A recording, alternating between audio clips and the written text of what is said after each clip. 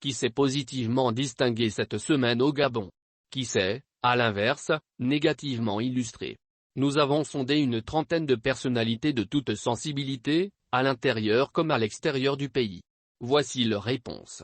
Le Gabon a été choisi cette semaine par l'ONU Climat pour accueillir du 29 août au 1er septembre la Semaine africaine du climat.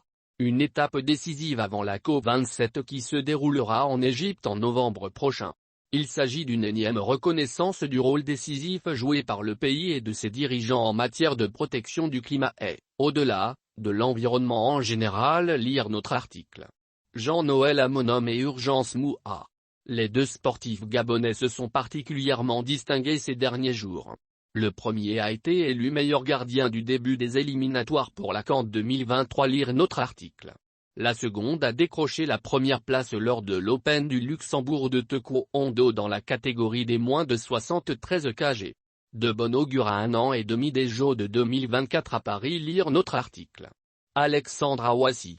Tenace, le député du 2e siège de la commune de Moanda a relancé sa proposition de loi visant à étendre la loi du 5 septembre 2016 sur le harcèlement en milieu professionnel afin, notamment, de l'étendre au milieu scolaire où le phénomène a pris des proportions inquiétantes. Lire notre article.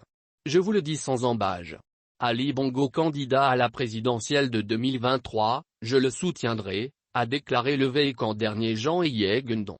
Pour nombre d'observateurs, les déclarations de l'ex-premier ministre sont les derniers clous plantés dans le cercueil politique du leader vieillissant de la CNR dont il a été ces dernières années, plus qu'un allié fidèle, le bras droit. Lire notre article. Raymond Donsima.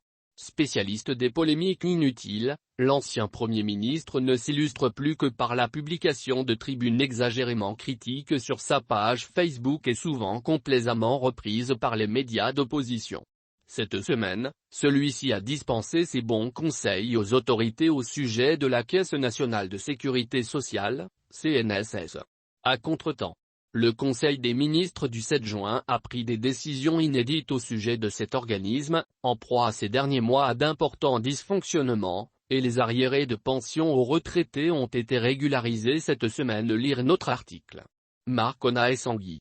Appelant à la libération du syndicaliste Jean-Rémy Yama, pourtant poursuivi pour abus de confiance, escroquerie et détournement de fonds publics, Tournons la page, dont il est le coordonnateur au Gabon, a commis une énorme bourde, à moins qu'il ne s'agisse d'une fake news volontaire. Rien ne justifie la détention préventive de Jean-Rémy Yama. Aucune cour gabonaise a prononcé un jugement à l'encontre de Jean-Rémy Yama. Il est donc présumé innocent, a écrit lundi sur son compte l'association qui, manifestement, semble méconnaître le concept de détention provisoire, pourtant en vigueur partout dans le monde. Lire notre article.